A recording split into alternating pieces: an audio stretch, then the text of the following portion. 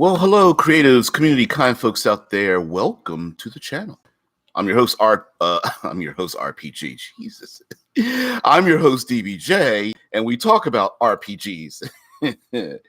And this week we are talking about customs and traditions. We're talking about basically all the good stuff that brings your tabletop setting to life, and you know, kind of subdividing it each day. Today is my favorite because, as your self-appointed third pillar-ist of exploration in the tabletop RPG community, yes, I'm a dictator. I have to yeah, the DBJ with RPG. That's the other channel. You guys just didn't know about that. That's where I do 12-hour live broadcasts of me and my tidy whiteys just running around with a Nerf sword. Yeah, don't check that out though. Not yet. Don't subscribe yet. It's amazing stuff. Amazing stuff. But we're talking about customs, traditions. We're talking about the things that people do, their behavior, their actions, their clothing, their language, and all that good stuff that makes people unique, makes the cultures unique in your world. The locations, whether it's a small town or even a simple street, all the way to nation states and beyond. You could even have your player characters visit distant islands or cross vast oceans or deserts, or go across a mountain range and discover a new culture. And of course, we've been talking about Monday, Tuesday, and Wednesday about rewarding your players for engaging in those cultures and having unique interactions based on the clothing they wear, the foods they eat, the dead bodies they loot from, and the problems that surface thereof in wearing the jewels and weapons and clothing that they found from the oh so innocent man-eating goblins or gnolls or whatever they've killed on their way to head toward this distant town and being judged for that. And of course, with customs and traditions, this was actually a bookend to another week series that we did talking about festivals and holidays and those kind of things. So now, what does that have to do with? Oh, thank you, Dead Man. What does that have to do with today with the third pillar of gaming? Now, again, for those who don't know, the third pillar of gaming is the exploration pillar, with combat and social interactions being the first and second pillar. And combat and social interactions are pretty self-explanatory. For me, that third pillar of exploration is far more than walking into unknown places and poking a stick at things, far beyond just being an archaeologist. It is about not just engaging with the environment, but the environment being yet another character, or it is not just a character. They are obstacles, riddles, puzzles, layers, traps, hazards, and all that good stuff. Something that I believe is a muscle that isn't quite flexed very much in the RPG community, and so I've taken it upon myself to be an advocate thereof. So what does that have to do with cultures and customs? Well, one thing is that, and we know this in our own world, and of course, when we do these things in our own world, we can always turn up the volume. Always turn up the volume when it comes to the outside world, and that is that people live sometimes in places that are rather dangerous, or are in the pathways of dangerous activities, primarily from the weather. And they're using that idea itself, where people live someplace, maybe there's an important resource, or in an older period of time, it may have been quite dangerous to live in this place, but culture has left maybe the environment or a specific location the way it is, and maybe the people now live in a much safer place, maybe a bay that is safe from storm surge, but there are people who still maybe dive off of cliff sides into the very treacherous waters with a steep undertow that are on the other side of the island or something of that nature. Um, the spirit of Christmas putting a curse on the PC's money pouch. And Dead Man even put into the Fantasy Grounds college Discord the link to All Hallows Day or All Saints Day. Yeah, we were talking about the upcoming holiday Halloween, and we are doing a week of that. I'm just deciding whether it should be next week or the week after, or I might split the difference. But yeah, not just the idea of having a little something happen, but basically having something built around a culture or something. For example, there may be we've seen this. Yeah, I hear you, Rickard. Yeah, Valentine is all about dodging random arrow traps that appear out of thin air. Yeah, we're just trying to make you feel some love. Like, those arrows don't make me feel love at all. No, but those are, we're going back to the holidays. We're talking about like cultures, meaning, okay, for example, there is a strong sense of people who live on islands tend to have a strong connection of an island style life. For example, Hawaii and other islander people are known for deep sea diving, free diving, maybe for pearls and such, without basically done with flippers and a mask, and that's it. And then, deep diving, hundreds of feet down into the water to go after things and holding their breath. Surfing is another part of the culture, or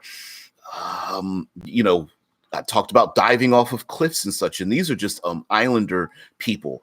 There are people who live in swamps and they go noodling, which is sticking their fist down into the mouths of catfish and other large bottom feeding fish, just for those fish to grab onto their fist and draw those fish out of the muck with their bare hands. Ricker says, wait, are there no words in the English language for a hole in the ice? I'm not certain. No, I don't, other than a hole in the ice, I'm not certain where you're going with that. But if you're talking about ice fishing is a thing. Now, of course, a lot of the cultures and customs have derived from, the simple ability to survive, right? If you need to fish and you need to dive down in the water, that's what you're going to do, maybe with a spear or a harpoon of some sort, and that kind of thing. But again, grabbing those items and bringing back up to the surface might be a skill, and then that skill becomes a custom, it becomes a tradition, and then maybe young people engage in that even though they really don't need to. For example, there's really no need to go diving deep into dark waters with just a mask and fins when there are breathing apparatuses for people to be able to do that. Now, on the other hand, there is, depending on the environment as well, is that people may visit a location that is quite dangerous or hazardous simply because of people may visit those locations out of for them, it may bring them peace or joy or enhance their skills. And the people who engage in going to those dangerous places might be viewed with a higher level of status or be embraced in the community, when the people who don't do that any longer might be the teachers and such.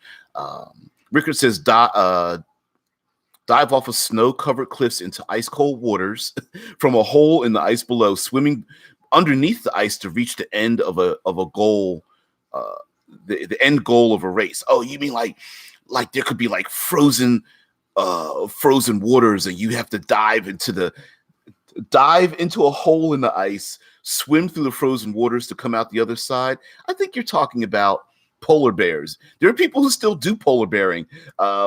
Yeah, the polar bear plunge. Yep, thank you, Tesla. Yeah, we were on the same path. I got you. Yeah, the polar bearing. I mean, is there a need to polar bear? No, but people do it anyway, right? It's stripping down to your skivvies, running through the snow, and then jumping into a hole in the ice and going into frozen water, right? And is part of that. Does part of that have to do with getting a little drunk, maybe getting a little high? The opposite might be true about firewalkers. Walking across molten hot coals and things of that nature, right? Rickard says survival right. Yeah, absolutely. I think a lot of these what in the modern age would be considered maybe an afterthought or something fun, or a tradition of joy or embracing your fellow man or something. It's also possible that in the past, it definitely was a survival right. If you want to eat this winter, you're going to have to get down into that frozen water, and the fish might kind of swim and hibernate at its lowest point in the water. So somebody's got to get down in there, and a stick ain't going to do it. So sure, a few hundred years ago, was it necessary to do it? Yeah. Today, it could be a challenge of fortitude and skill and ability that people engage in, if for no other reason. It could be the equivalent of modern day bikers or joggers. But we still have people who rock climb and bungee jump and those kind of things. So infinite role play. Hey, what's up? Did you mention the Birdman ritual from Rapa Nui? No, I don't. I'm not familiar with that. I absolutely am not familiar with that. And mind you, some of these rituals can be pretty dangerous, and based on where you're at or what you're doing, some of those dangers might be. Easter Island. It's not ringing a bell, and it's tip of the tongue, man. Tip of the tongue. Somebody, come on, somebody put the link in the Discord. Yeah. Now, the other rites and rituals, because of course today we're talking about the third pillar, exploration, right? And we're talking about cultures and customs, and a lot of those cultures and customs might be excellent ways for us to incorporate them into our role-playing games, because especially for those players that are, they can get a little bit bored with the social interaction part of it. This is a great way to have more of a physical activity. Like we brought up before about a hunt, or like you talked about, Rickard, a race of some sort. There's the Iditarod. It's the winter, the extreme winter race where you get together a bunch of winter dogs and a sleigh and some equipment and some heavy clothing, and the Iditarod. I know I'm pronouncing it incorrectly, but basically you do this like 100-mile trek across the frozen wasteland from one place to another, and people get severely injured and they're hurt, but it's like this big race, and Deadman says the ritual is called Tengata Manu. Puts in the Wikipedia link, and I tend not to want to do this, but I'm going to click this, and we'll get back to it. The there it is. The Tengata Manu, Birdman. Was winner of a traditional competition on Rapa Nui or Easter Island. The ritual was an annual competition to collect the first city turn or Manutara egg of the season from the islet of Matunui, swim back to Rapa Nui, and climb the sea cliff of Ranukoa or Kau to the clifftop village of Orongo. And damn, if that ain't RPG fuel right there. Now, I was not extremely familiar with this, all right, with that particular ritual, but I could imagine the PCs the PCs get to a location and the people are happy and everything, and the PCs want to deal with them, and the people are like, yeah, we'll deal with, we'll talk, but first you've got to prove yourself, and you've got to like dive off this cliff, swim this incredibly long distance, get to the island, go up into the tall cliffs and trees to go get this egg, and of course it's an egg, right? So it's very fragile. Maybe there's like giant birds up there that, of course, don't want you to steal their eggs. There may be other hazards, poisonous plants, and other kinds of animals like snakes and insects and all kinds of stuff, and other hazards, and slips, trips, and falls. Man, you got to watch out for the slips, trips, and falls. And mind you, you're probably severely under armored, if not armored at all, with maybe nothing so big as a short sword, machete type of item or something that you can carry with you. Now you got to wrap up this egg in the local flora, right, with some leaves or something, stick it on your pouch and hope it doesn't crack. Climb back down, swim all the way back, climb back up the cliffs and be there first. Yeah, that sounds awesome.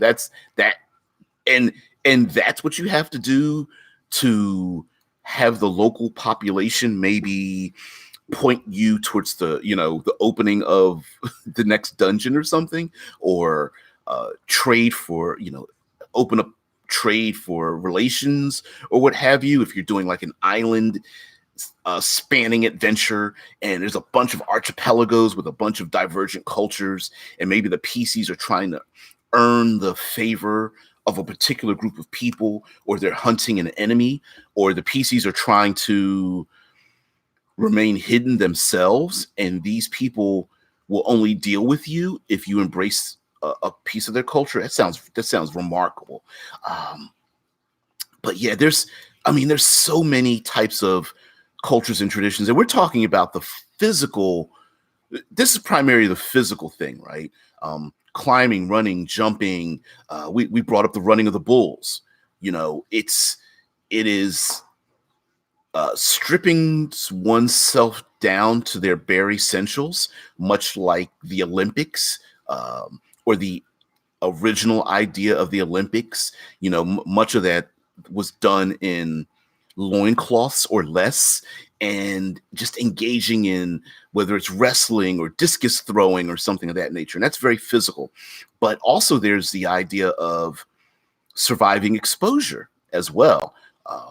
Diving to the deepest parts of a lake or a river or ocean, surviving in the cold, walking across hot coals, going out into the desert. There are plenty of examples of fasting as a custom or a culture, and none of this necessarily has to be done on a specific holiday. We've seen in our own lives the Kenyan runners, in the marathons, and how dominant they are in these long distance marathons, to the point that there have been marathons where the Kenyans have been prevented from participating because they're so dominant, and because part of their culture are the young people who run from village to village across these savannas and plains to take messages and such. And it's a thing to go on these long distance runs barefoot and just run from place to place. It's crazy. Dead Man the Storyteller says the Legend of Zelda had a couple of instances like that in a couple of the games. Yeah, I I would dare say that the Zelda games, mind you, they're not the only ones. There's plenty of games that do this, but God of War has a plenty of these kind of things. I even go back to an old Sega game, Earthworm Jim. There's oh, there's a game where you play a a character who your people were being used to they were making soft drinks and food out of the people, and you were trying to escape the factory and go out into the wilderness. And a lot of the it Zelda incorporates a lot of what I'm talking about when it comes to the third pillar of gaming, where the environment is a puzzle unto itself, and you have to run, move, climb, scale, dive, push objects, grab a thing to use this for this other thing. Like for example, climbing a pegboard wall, you need to use it's nothing but holes in the wall, and you have pegs, and you have to grab a peg, stick another peg up higher to use that as a handhold, and then grab a lower peg to stick the another peg up higher. Like that's what I mean by using that third pillar exploration. Now, Ricker says the main problem with this is they are normally more individual focused than team focused, and that is very very much true. Where trying to incorporate, say, like your more physical activities like cliff diving and marathon running and such tend to be very individual, right? So your ranger, barbarian, fighter types, monks probably are like, this is cool. I like this. Let's go for a run or a climb or something. Whereas maybe your bardic, your rogues will probably be pretty good at it, but your sorcerer, wizard types are like sitting in the background twiddling their thumbs, like, dude, I can barely get out of bed. I'm not going for no marathon run. So the idea is to much like on paper it sounds good, but in practice it isn't. Meaning, like piloting a spacecraft on paper sounds good, but in practice it didn't work unless all the players got a chance to participate.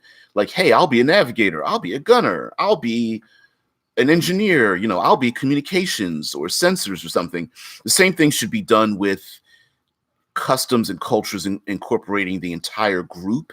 So maybe there's certain kinds of cultures or challenges that require the skills of everyone. For example, maybe you need, much like, what are they called? Spartan style games, where the entire team must go through a physical location, or some kind of a physical extreme, and the entire team has to go along, as opposed to, say, one individual, right? Your barbarian character is like, yeah, I can get there in half the time, but it's my responsibility to take along, the smaller, weaker, less capable characters, whereas their skills may be used to heal injuries or navigate, discover new pathways, look out for dangers like wild animals, et cetera, et cetera.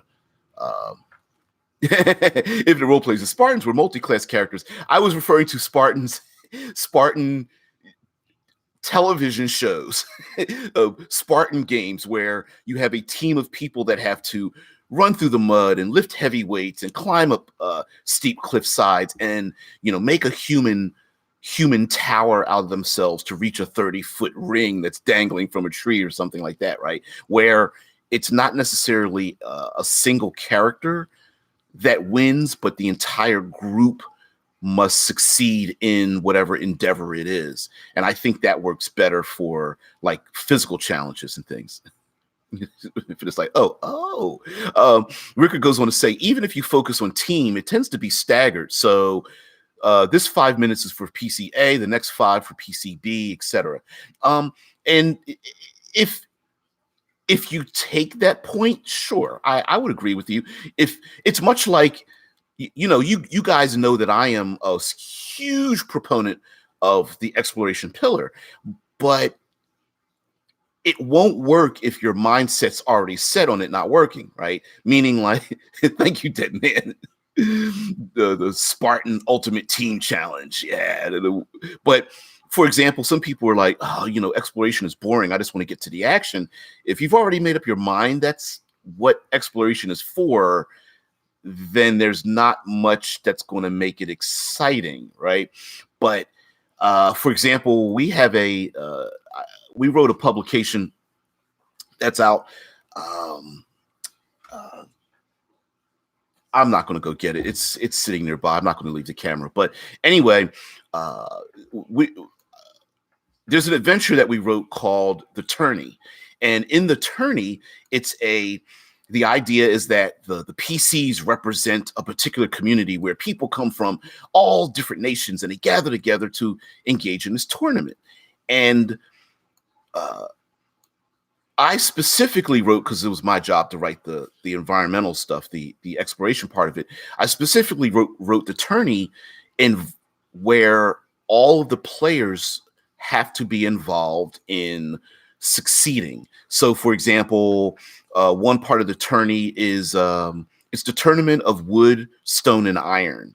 And one of the things is that there are these geometric pieces that are constructed of wood, stone, and iron that have to be assembled together in order to win the tourney. And so what happens is someone has to use an intelligence check to figure out which pieces go where, and then another check is used for like sleight of hand to specifically handle the pieces in the proper method to slip them together, and then someone very strong or athletic is there to lift up the pieces in the first place to get them into place so that they create these big giant cubes. And so much like we're talking about the physical activity of these like kind of customs and traditions and such, the idea is to leave an opening for everyone.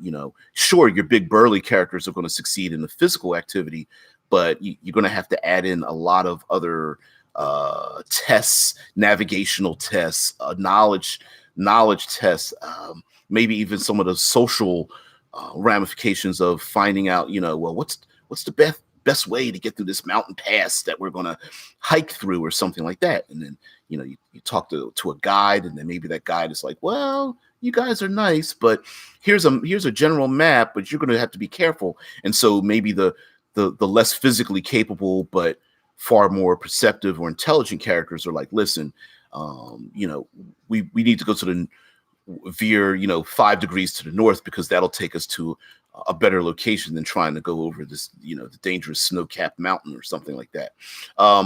Rickard says one way to get around it is not focus on the PCs, have the PCs help an NPC to win. That way, all the PCs can try and solve the problem and then see how it works. Which is another thing too, as well, right? It's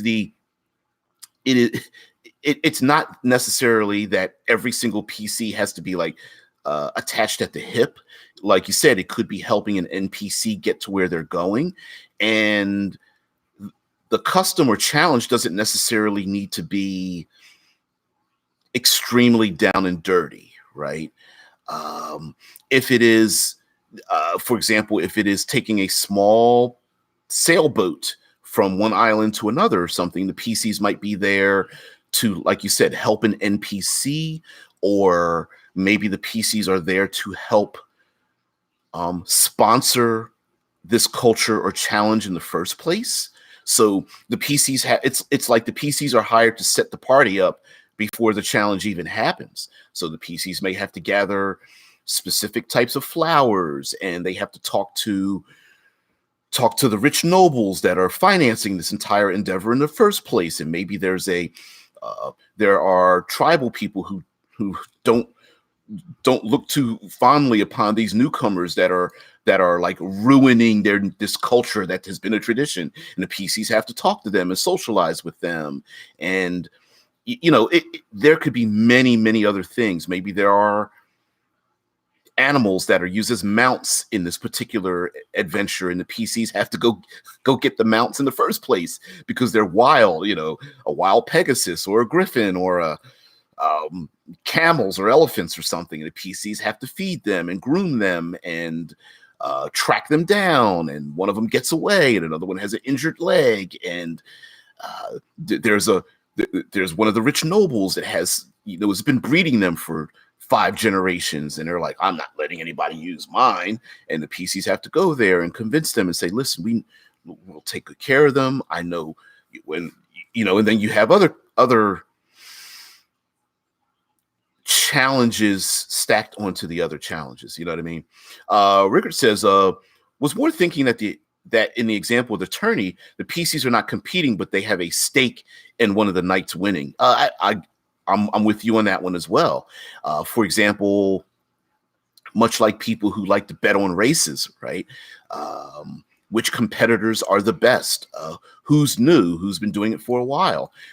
Like you said, someone has a stake in, say, a knight winning a tourney. Maybe the PCs are on the lookout for saboteurs or criminals that are always involved in high stakes betting, or there are a gang of people going around trying to intimidate the other competitors, or there are specific rites and rituals involved in the tourney that grant you a higher degree of respect if you remember to do certain things at certain times.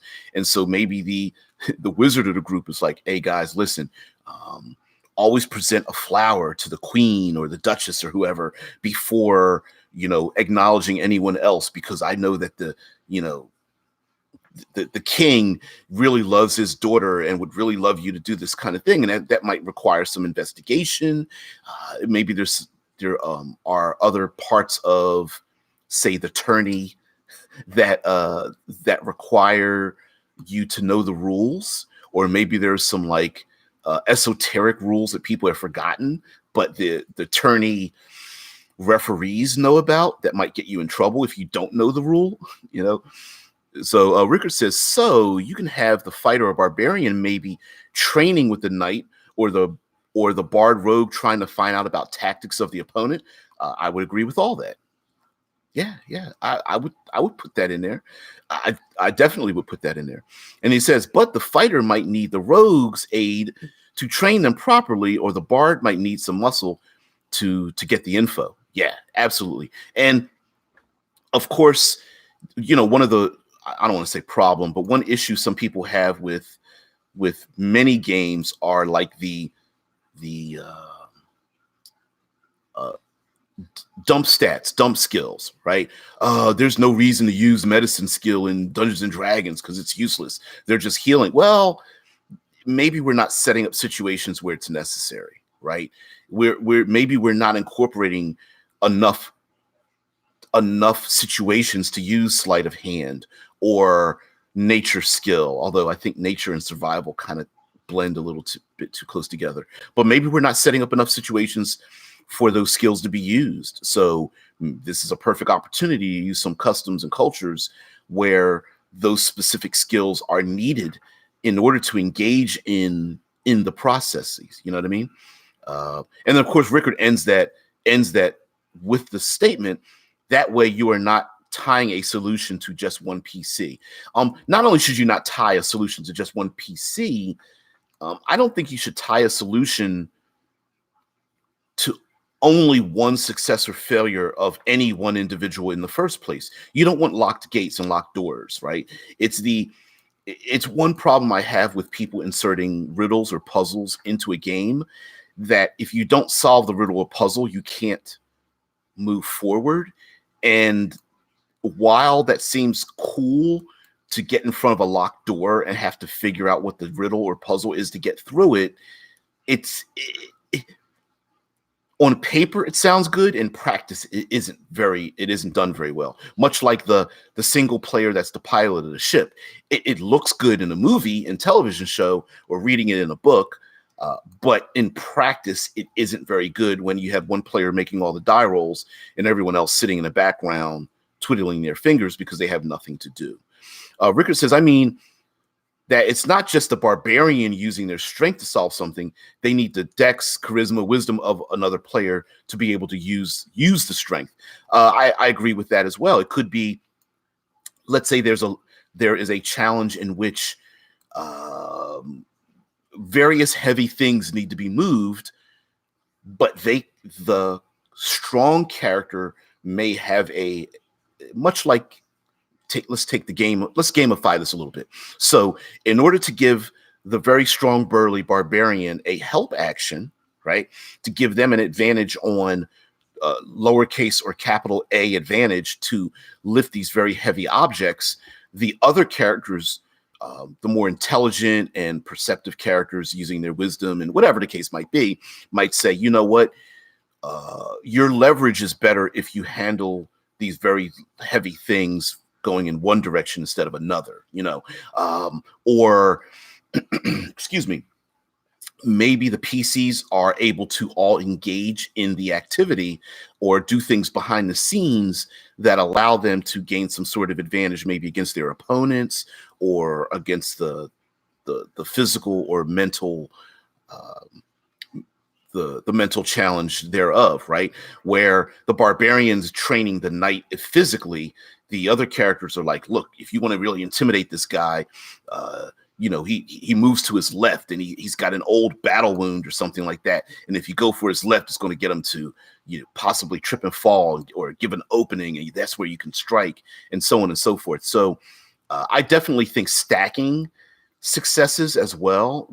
It's where the skill challenge comes from, right? It's not just rolling once and passing, failing, but it's like how trying to stack as many successes to achieve a greater success potential than your opponents or adversaries. And this could take place over seconds, right? Make a dex check, make a strength check, make a sleight of hand check, make an athletics check or something. And that could happen over a period of seconds, or this could be stretched out over a period of days or weeks or months even, where you're trying to gather information, you're sizing up your opponents, you are exploring the city or the landscape, you are discovering when the weather turns bad, how does this affect the tourney itself, whether you're using a tournament style of or something. So I absolutely think stacking successes and having other players involved in stacking those successes is quite important. Now, mind you, this doesn't necessarily need to be a competition, right? I mean, it's having competitions is pretty cool to add into a cultural thing. Basically it allows you to throw some combat in there without it necessarily needing to be lethal. But also when it comes to cultures and customs, I love using weather and the environment to foreshadow dangers ahead. And while an outsider might find something quite dangerous, internally it might not be much of a problem. Let's go for something like hurricanes or sandstorms or tornadoes or something like that, right? So you could have a community that sees a sandstorm on the horizon, okay, and the people that live there are perfectly capable and aware of what to do when a sandstorm is about to hit. They start closing their shutters of their doors. They start moving things away. They maybe go underground, and they close up shop because they see the oncoming sandstorm. Now, the PCs, depending on how familiar they are with the idea of sandstorms in the first place, their goal might be to remain outside, much like Mad Max Fury Road, driving into a sandstorm and getting your ass kicked by the sandstorm, when maybe that's not the smartest thing to do. But the culture of the people who are familiar with this may have to lock themselves away, and this encounter might create some very strange bedfellows based on the hazard that's going on outside and the compact spaces you have inside. So as people batten down the hatches because of a blizzard, a hurricane, tornado, tsunami, sandstorms, monsoon season, uh, those kind of things, where Mr. Spencer, hey, what's up? Yeah, you're not late.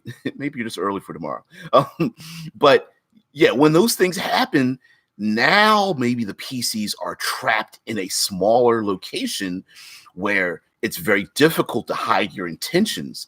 But maybe the PCs are looking across the room or rooms at their enemy, like, I'm going to kill you. And the enemy's like, yeah, I'm going to kill you too. But, you know, customs and cultures dictates that, hey, there's a sandstorm going out that's outside. We're all stuck inside. And at least temporarily, we don't engage in violence. We don't hate our enemies. We don't, this is a safe space for all involved, right? Much like the maritime law of rule of the water, where you take your sailing vessel to save a sinking ship, the same thing may be true when the weather gets bad and you don't leave people out in the wild, whether it's a tsunami or a sandstorm or whatever the case may be. You bring them inside. Now, we might have a problem with each other after the sandstorm, but while the sandstorm's going on, we sit inside, we relax. Maybe we brew ourselves some coffee or tea or chai or whatever the case may be.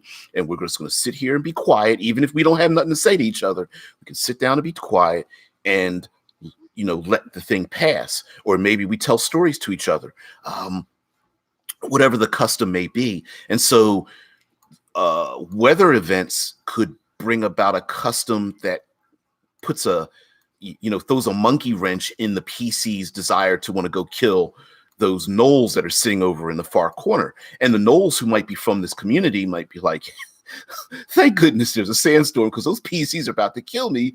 But when we're inside, along with the village elder and the children and the teachers and the people and all that kind of stuff, we're in a safe space.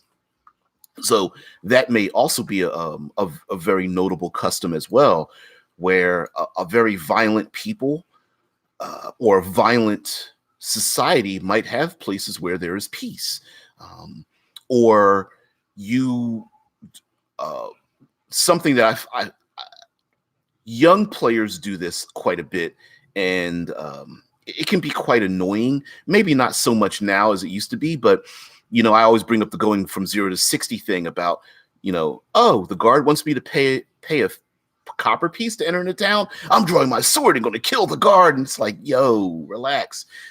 Those are cultural things, paying a toll to go into the city states gates, is a cultural thing. Your PC already knows this is a thing. Don't make a big deal about it. And so the same thing may be done about, for example, leaving your weapons and armor at the front door, not walking around armed all the time in a city that's filled with peace and prosperity. They might look at you like, why are you walking around with a sword? Why isn't it peacebound? Why are you fully armored going into the local tavern?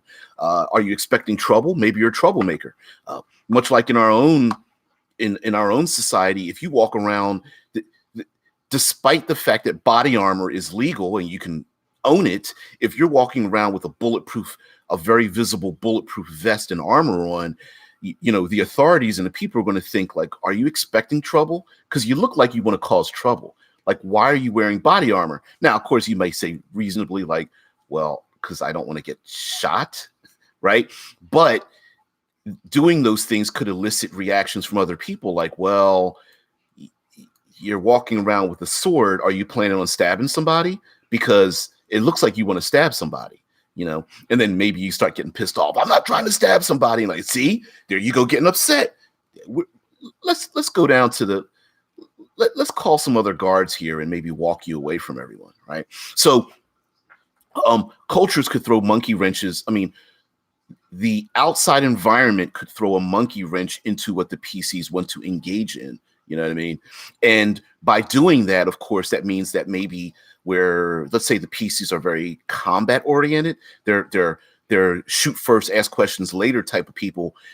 That breaking the rules of engagement may bring themselves more harm than a little bit if they just pause a little bit. And of course, you can foreshadow this, right? They go into the town, the PCs decide not to slit the throat of the guard that asked for a copper piece, and the guard is like, it looks them up and down and is like, look, I know you look like you're troublemakers. I'm just letting you know, if you walk around town and, you know, fully armed and armored, not only are you going to cause suspicion, but no one's going to deal with you. So yeah, you hurt one of us, you hurt every one of us, you know. That is very much maybe a theme of possibly criminals, right? It's the idea behind the mob, you know. Hey, you're a made man. You hurt a made man, you're a dead man. And we all know that if you hurt a made man, you're dead. You know, it's the vampire thing I brought up before. Hurt someone in Elysium, in neutral ground, or what's Immortals, right? Hurt someone on neutral ground, on consecrated ground, on a blessed ground, and everyone gets to hunt you down. Now, Mr. Spencer says, quote, "Dwarf, whose beard disgusts me, the fire abates. I see your axe has been honed on many of my kin. Tell me, does it work as well on lumber? If we destroy these chairs, we can stretch the fire an hour, yeah, or more. Then could Gruzak Goreskull join you on the bearskin for some of the dwarven ale? Yeah, Orcish cabin fever manifests in begrudging kindness. Yeah, you know what? That's another great way to have like some really cool interactions with people, is to establish that, yeah, we're enemies, right?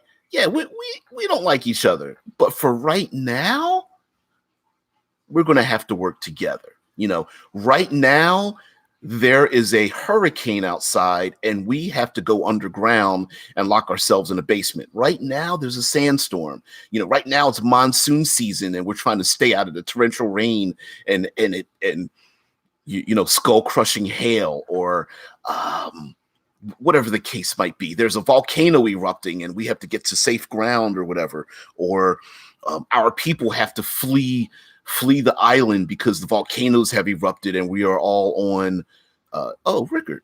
Oh man, you have to head out. That's all right. Dude, catch up tomorrow. Love to have you here. You are always welcome. And I'm here like a fungus. I'm like bad toe fungus. I'll always be here and remind you thereof. But yes, absolutely. Hell, even let's bring up some. Okay, my voice is back. Okay, let's bring up some real world examples.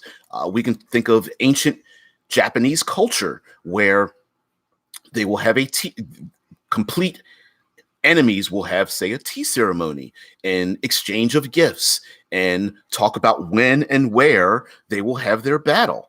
And, you know, hey, if you kill me, would you please, you know, return my head to my loved ones, or my son will grow to be a great warrior, and if I am to die in battle, would you please, you know, return my sword to my son? And the other, you know, your hated enemy is like, I will do such a thing. I will honor your child and bring the sword to him. And maybe one day your child will grow to be a great warrior. And at that moment, we will then have a challenge and maybe regain the honor if you do lose this battle. And they thank each other or something across having tea.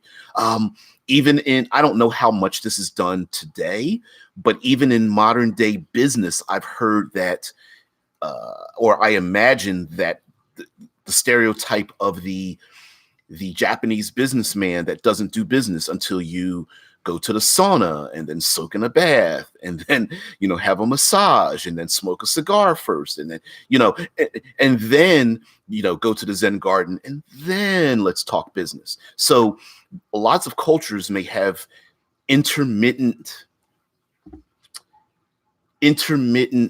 periods of relative peace between killing each other, right? James Bond, there are many things we can steal from James Bond as a trope, because 99% of James Bond movies have the same things in them, despite the fact that I love every new James Bond movie comes out, I've got to go see it. Despite the fact that I know that there are certain things inside of them. And one of the things that we always have in our James Bond movies is James Bond dressing up in a tuxedo, going to some form of dinner party. And that is a cultural thing, right? Going to the opera, going to a dinner party, someone very rich and powerful hosting a party at their expansive mansion with I don't know, there's a pool in the back with a hedge maze and expensive cars parked out front, and veiled and not so veiled threats being thrown at each other across the casino table, like in Casino Royale, and or some forms of verbal challenges being made by James Bond against the enemy that he's going after in these dinner parties with the people, the very rich and somewhat apathetic people hanging around, watching them engage in some form of contest of mental fortitude or something. I believe there was one James Bond movie where the James Bond had to hold on to these electrified rods against his enemy, and they had to. It was some kind of game of life and death or something, like a video game. And if you failed, you would get zapped with, electrical charges. And the more you fail, the higher the electrical charge would go, or whatever. You could very much have a custom or a culture where, yeah, we'll get to killing each other eventually, but for right now, this other thing is happening, and we need to work together. There's also the idea of the enemy of my enemy. Having a triangular challenge of sorts in certain or confrontation. So instead of the sandstorm and the gnolls that you want to kill and they want to kill you, it's also possible that the sandworms, the purple worms or boulets, the land sharks are realize that there's a lot of easy prey to go after during these sandstorms, and it would be easier for the first, second, third level PCs to work with the murderous band of gnolls to attack the purple worm or the boulet that's diving in and out of the sand to attack people than it is to go after the gnolls, who not only are helping you defeat the other creatures that are also trying to kill you, but as long as they're alive, they become they're extra targets for the land shark that's diving in and out of the sand, or not even strategically smart to kill off the gnolls first, as each of them get taken out one by one from the land shark or the purple worm that's coming out of the ground to eat yet one more morsel of biological goodness, right? So the idea of having a customer culture in a dangerous world, I think, is awesome. And also, instead of like the typical magic item, hey, defeat the creature, get its treasure, the magic item, there's a possibility of doing the same thing, but wrapping it in a different package. So instead of defeating the creature and going through its treasure, maybe someone in town, a shaman, an apothecary, an oracle, a great retired warrior grants you a special magic item by performing a very dangerous thing. Swimming across the Great Lake, climbing up into the highest peaks of a mountain, and getting that special flower as a gift for a dowry or something. Or surviving 3 nights in the brutal cold as the winter wolves and yeti are surrounding you and such, and killing the great wolf and bringing back its skin, and the great Viking king is going to mount that skin or use it as a wrap or something like that, and in exchange the great king hands over his two-handed Frost brand sword or what have you. So there is a possibility of engaging in a custom that is physically and mentally and socially very tough, and then being granted something at the end of it. Like uh, Bruce Wayne leaving Gotham to travel the world, and finally goes up into the mountainside to get the blue flower, and walks with the blue flower attached to his clothing. And when the blue flower is seen, the people there are like, you're welcome here, because you must know the significance of the blue flower, or at least the people know the significance of the blue flower, and therefore, you're allowed passage, or given certain information, or the tribal people that ride on the back of those flightless axe beaks hands the party over a trained set of axe beaks, because you collected the venom from one of the most poisonous snakes in the land, or something like that. And when you hand over the venom to them that they use for hunting and other purposes, for maybe they mix curatives from the venom of the snake, and in return they know that you need to travel a far distance through the jungle. So the very colorful flightless axebeak birds, they hand them over to the party, and now the party's able to travel further and dodge out of the way of all those random encounters or something like that. Tesla Ranger puts in domination, the eternal battle for the domination of the world. The contenders: Max Largo versus James Bond. Yeah, that's the electrified handle grabbing world domination game that they played. I think that's what it was. You know me, I'm always like, isn't it that thing with that part connected to that other part that happened at that time? But anyway, Mr. Spenzar says, upon this chair I see a clown. How do you find your way to town? Your giant shoes make squeaking sounds and aggravate all souls around. What? Methinks you're scaring me a little bit there, Mr. Spenzar.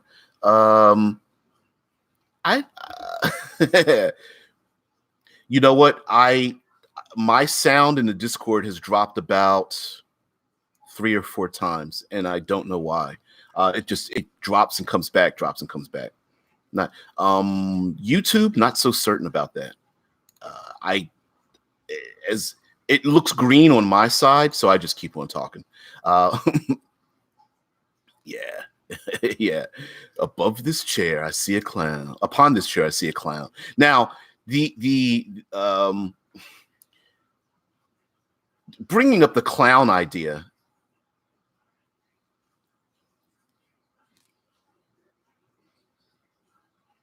above it's not about you. What are you? Did I take it personal? No, not at all. But bringing I'm always snatching.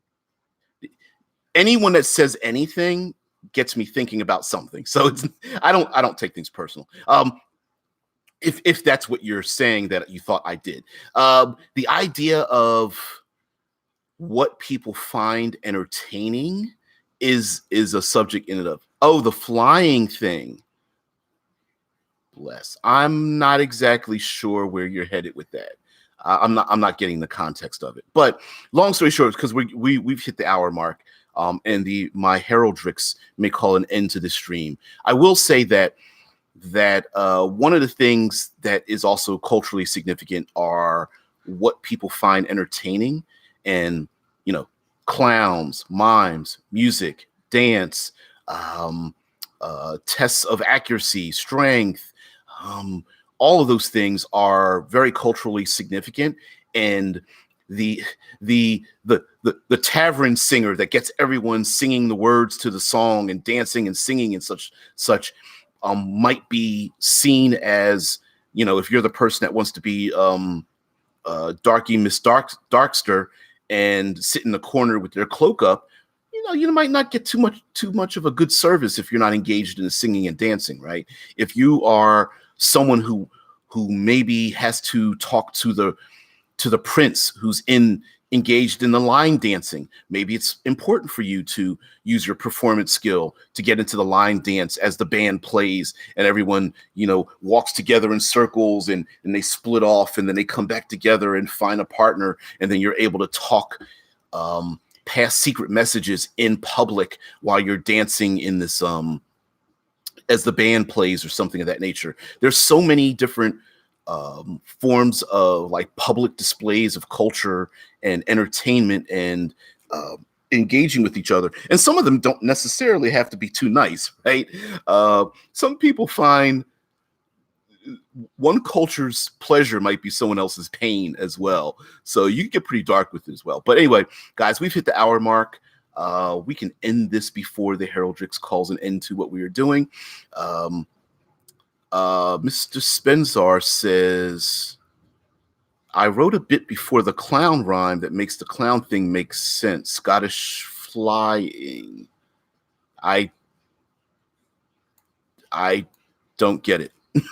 I read it, but I'm not exactly sure where the reference thing went. So sorry about that. It's just it's not a problem. So we're ending this here. Thank you very much for spending your time here. Hope you leave with change. Tomorrow is Future Friday. Hope to see you then. Bye.